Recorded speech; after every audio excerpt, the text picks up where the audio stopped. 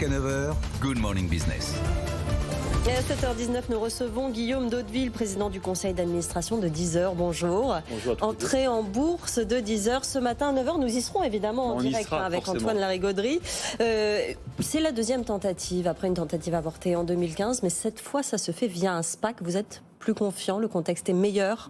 Alors on est tout à fait confiant parce que cette opération est garantie. C'est-à-dire qu'en 2015, c'était sans doute trop tôt.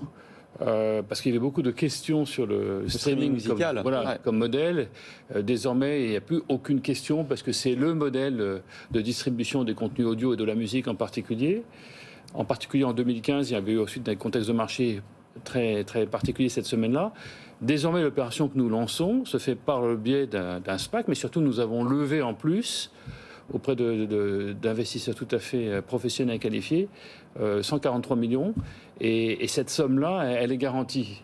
Donc cette opération se fait quelles que soient les conditions de marché ce matin. Alors il faut le dire parce que effectivement le modèle a beaucoup fait ses preuves depuis. Vous nous rappelez quel revenu de l'industrie musicale désormais est lié aux plateformes de streaming ?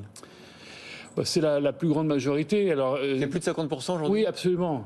Ça dépend comment on définit l'industrie musicale, mais sur l'écoute en particulier, absolument. Ouais. C'est-à-dire que le streaming a déplacé les CD, les downloads, et c'est la grande majorité. Alors, il y a de la concurrence sur ce marché.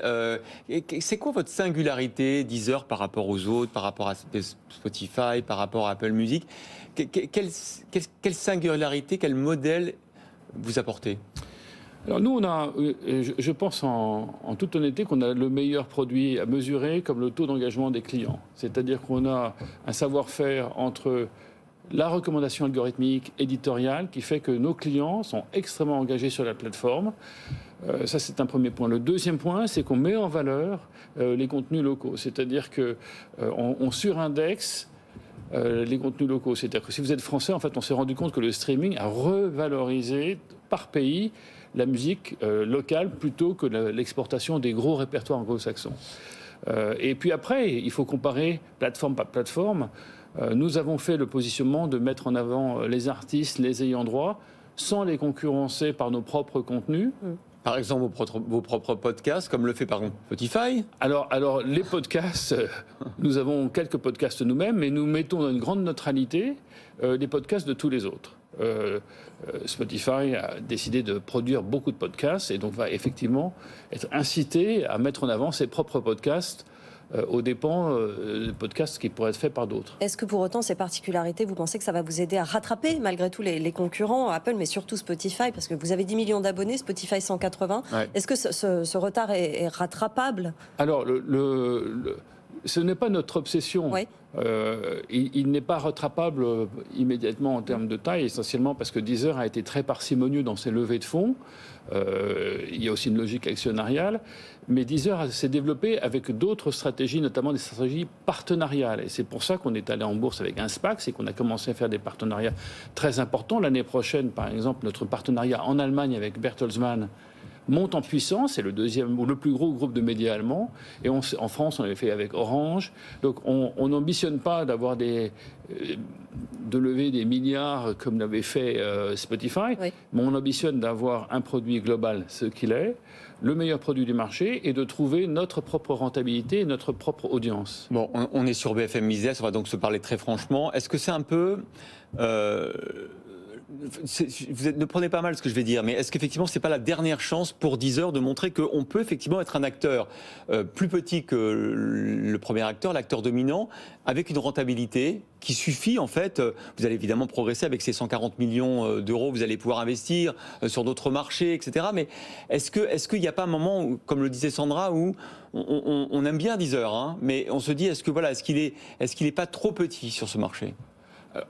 Je pense, si vous voulez, ce qui est important, c'est de voir si est-ce que votre produit est compétitif ou pas. Ouais. C'est ça. Mais vous ne vendez pas plus cher votre abonnement qu'un Spotify. Vous pourriez, effectivement, on pourrait se dire, bah voilà, ils sont premium, ils sont un peu plus chers, donc ils ont un modèle. Alors, je crois que le marché a montré que ce n'était pas, selon le terme anglo-saxon, un winner takes all. D'abord, il n'y a pas que Spotify.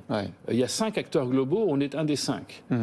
En plus, quand vous faites un travail d'analyse assez fin, vous allez vous rendre compte que entre qualité de plateforme par rapport au montant investi, on a fait le meilleur travail. Peut-être c'était un peu arrogant, mais c'est vrai, ça se vérifie. Alors c'est vrai que d'autres plus grands, comme Spotify, ont des marques plus importantes, simplement parce qu'ils ont levé beaucoup d'argent. Oui. Mais ce qui est très important, c'est de voir qu'on continue à progresser, à trouver notre audience dans un marché qui est en pleine croissance et qui va continuer. Encore une question qui fâche quand même, le SPAC créé par Pinot, Pigas et Eric Snowblock, il va rentrer au capital, il va prendre 8% du capital, il va vous aider. Simplement, 90% des actionnaires du SPAC ont renoncé à l'opération, ont préféré reprendre le cash. Est-ce que ça, c'est pas une déception ? C'est pas une déception parce que, si vous voulez, le SPAC était un produit qui a eu un peu un effet de mode, avec des investisseurs qu'on appelle des investisseurs techniques, c'est-à-dire qui... Oui, c'est vrai. Et donc, ce taux de rédemption est le taux de rédemption du marché. 90% 90% pour les SPAC. Bon. Ce qui est important, c'est que ceux qui sont là, qui ont décidé, ce sont des investisseurs qu'on est très heureux d'accueillir, sophistiqués. Les équipes de I2PO aussi nous apportera quelque chose. Donc ce n'est pas vraiment une déception. Ce qui était important pour nous, c'était de lever le montant nécessaire pour que sur notre plan de marche, nous n'ayons plus à faire de levée de capitaux jusqu'à ce qu'on soit producteur de cash flow.